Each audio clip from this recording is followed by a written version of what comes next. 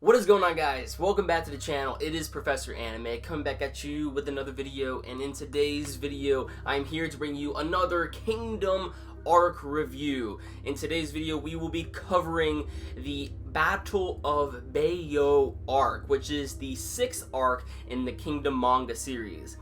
This arc, it pulled on the heartstrings, guys. It really pulled on the heartstrings. It really did. It was probably one of the most hype and most emotional arcs in the series thus far that I have personally seen of Kingdom. So without further ado, let's get this started. So we pretty much open up this arc with the Zhao army taking a hold of the city of Bayou. They pretty much decimate everyone within the city. Women, children, elderly, and even, of course, the men trying to defend the city. And they wanted to basically grasp this city, a hold of them, so that way they can move on to the sister city known as Bayou, where this whole arc takes place in. So upset by this, the king, which is Zhang or Issei, ends up basically telling the troops of the Qin army to go out to the city of Bayou to reclaim it. So it's not in Zhao's hands. They need the city back, and Zhang ends up putting someone in commander-in-chief, which just so happens to be Oki, man. It happens to be Oki, the greatness, dude, of him. Like, I love Oki's character, I really do. So he is pretty much the center of the whole army. He is the leader of the Qin army as a whole. And pretty much, long story short, then we get to the Battle of Bayou, and I gotta say, the Battle of Bayou is so good. It is really so good. And a lot of people die in this war. A lot of people die in this battle. It is actually completely ridiculous.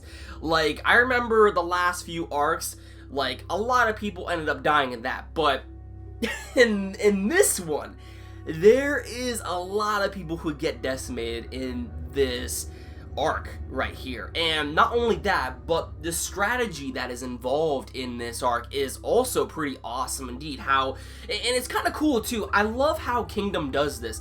It not only focuses on the main cast of characters' army, but also for the side characters as well. It shows you the perspective of the Zhao army and as well as the Qin army on how these two opposing sides are going to go about in the battle, what sort of strategies, tactics, or types of warfare they are going to be using when it comes to opposing one another. That is something that I really do commend Kingdom on, how it shifts the perspective on its armies to show you what exactly they will be about going things. Not only was this arc filled with bloodshed, it was a hype arc, and the strategies and tactics were well thought out, but also we get introduced to new characters in this arc as well, and one of them being Hoken-sama. Now, Hoken is apparently the Bushin, and it was either in the beginning of this arc or the last arc in the Kingdom series that Kyokai ended up telling Shin about this legendary warrior who is apparently a master of all martial arts. Like, he is a force to be reckoned with. And Hyoken, we actually see him in this arc, and my god, man, he is ridiculous. At first, I thought he was OP. I really thought he was OP, like, nobody would be able to stop him. But due to the finale that we see at the end of this arc, which we will talk about in a bit, you come to realize that he really isn't that OP, but he's still a force to be reckoned with nonetheless. Now, we see him, I mean, there was one page, or actually one section of this arc in which he infiltrates the Qin army and slices everyone in the camp when they are all resting. It's an ambush, and one man is taking down all of these troops in sight. It is ridiculous. Shin tries to take him down. He gets gutted, pretty much, hit in the stomach, and not cut, but he gets hit in the stomach and is unconscious for a while. Kyokai ends up, getting a run for her money as well. Hyoken is so strong that really he ends up defeating Kyokai. And Kyokai, as we know, is stronger than Shin, at least at this given point in time. Like, she's a master of her swordsmanship when it comes to her ritual. She even tries to use it on Hyokin. It does not work whatsoever. And long story short, the fight eventually ends. Shin and Kyokai survive, but when it comes down to their army, most of the men within that army gets lowered. They don't have a lot of people remaining.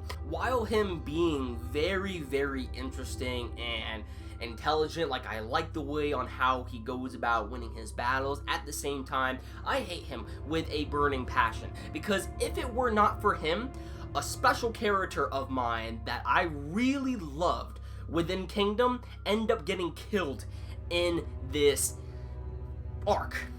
It made me so mad that I just couldn't believe it. I couldn't believe it. And if you have read Kingdom, you would know who this individual is.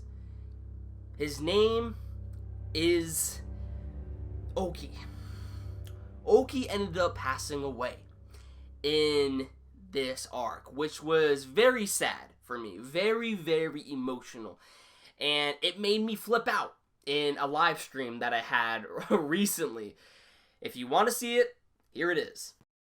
Ooh, most impressive, Hoken. However, you cannot defeat me with such a battered body. Oh, he sliced him again. Let's go, my boy. Let's go. Hoken, this is the end for you. Oh, don't tell me a fucking arrow is going to kill Oki. No. No. No. No. No. No. What? Oki, no. No. No. No. What?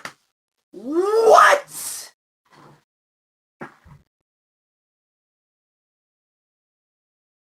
Oh my god, what? No. Oki just got stabbed. Nah. I mean, of course, Hoken was the one who basically gave off the finishing blow to Hoken with the help of a soldier that shot a bow to Oki, but despite the fact of Hoken delivering the finishing blow onto Oki, if it weren't for Riboku being in the war and him aiding the Zhao army would have lost. Oki would have been victorious. He would have been victorious. But at the end of the day, the Jin army lost the battle. And it definitely made me sad, and it also made the remaining people who lived in Jin's army also be completely sad. And I gotta tell you, the most emotional one of the most emotional scenes that I saw within this arc was when we see Oki die, but not only that, it was how he went out. How his speech that he gave at the end, how he,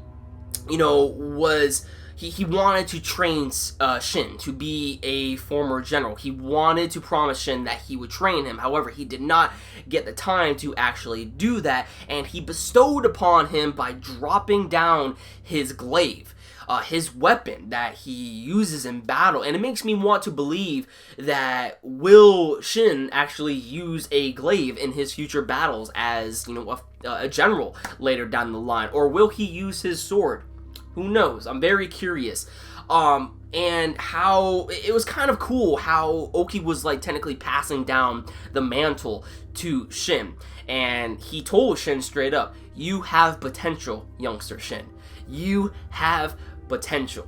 I believe in you, and I believe in you that you will make a great general one day." And you just see Shin's eyes tearing up, and also how Oki basically told King Zhang or Issei on how a message that King Sho, which I believe was Zhang's father at the time, like Zhang did not have a good father and son relationship regarding his father, and he didn't really trust him as well, but Oki was basically sending a relay message to Zhang that the king said that how a king should rule, and he basically told him straight up that a kingdom should not use force or fear to its civilians, the people that you care for.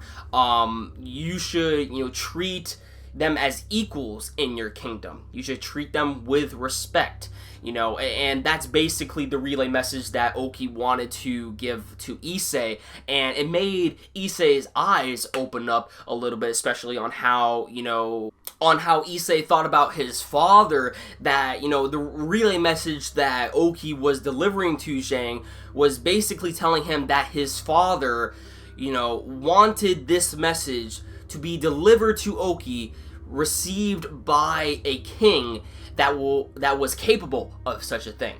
And it really made Issei's eyes open up and really give a lot more respect to his father and also Oki himself, which, basically gave him more trust within Oki. And you even see Zhang, crying in this. And again, from the past few chapters, where we got to see Zhang's backstory, how he couldn't feel emotions, seeing him in this arc crying that Oki passed away, and how basically the whole Kin, army, and also throughout the cities and such, everyone was decimated by this, because not only was Oki a great individual, but he was also the strongest within Jin's army, and they were very worried on how this would affect them later down the line, because this actually put a weakness within the Kin's armies.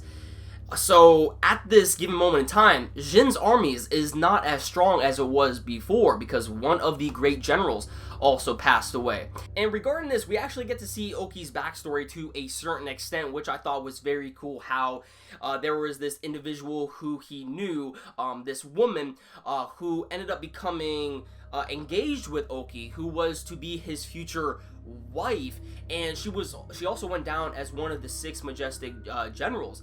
And she went on a lot of battles with Oki, gaining prestige. Apparently, she is actually a daughter of the king, which was very interesting as well. And they didn't really know that they were father and daughter at the time, because back then, the king would kill the mother and the child. He would basically take in these women, have sex with them, and if they were to breed off, children, they would be killed automatically. And of course, the mother of, I believe her name was Kano, I think that was her name, I don't really know, but if, because of the fact that her mother ended up breeding her, she did not want to accept the fact that she would be killed off along with her daughter. So she had her daughter send off, while she ended up burning in a fire to save her daughter's life. And this is where we see Oki raising the kid and, eventually putting her in battles. And I believe on the 100th battle that Oki was in with her, the king at the time ended up coming and seeing his daughter for the very first time. So that was kind of like, whoa, that was pretty crazy as well. There was a lot of emotional stuff in this. And we also see during the 100th battle, Hoken makes a appearance, and he ends up getting a scar from Oki due to Hoken end up killing Kano, which was Oki's former fiance. So that was crazy, and that was at the Bayou, city of Bayou. They first fought, and that was 9 years ago. And in this arc, after 9 years, Hoken and Oki make a return, and they face off with one another.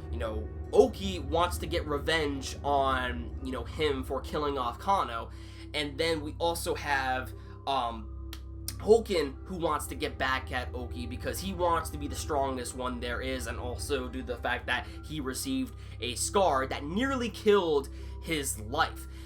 But yeah, man, how Oki went out, like, this guy has so much willpower. Like, I respected this guy so much within this arc alone. Like, I already liked Oki, but the way on how the finale to this arc was, it was completely insane. It was beyond my expectations. And I was completely taken aback when he died, especially when he was on his horse. Like, I thought that was one of the most powerful scenes that I have seen in Kingdom thus far. Probably in any form of manga that I have seen as well. Like, Kingdom is becoming one of my favorite manga, and I'm not even at the 200th chapter yet. I'm not even caught up with all of you guys. But at this given moment in time, like, I'm just reaching the pinnacle. I'm just at the beginning. Like, it's ridiculous. Like, I'm enjoying this series so much, and I ended up doing a 3-hour live stream, you know, talking to you guys, interacting with you, reacting to these chapters, and I wouldn't do that normally. Like, I actually sat down and reacted to 23 chapters that took me 3 hours to complete because I was interacting with you. Like, normally I wouldn't do that because of the fact that, well, I mean, that's a long video, and I don't really think a lot of people would stick around for 3 hours, but there was actually quite a lot of you who stuck with me, and I'm just so glad that, you know, I can actually have people to interact with while I reach these Kingdom chapters, and, you know, I guess you all can relive the experience along with me. So I thought that was very, very cool, and I really do appreciate to all of you who came out came out there to actually see those chapter reactions. Like,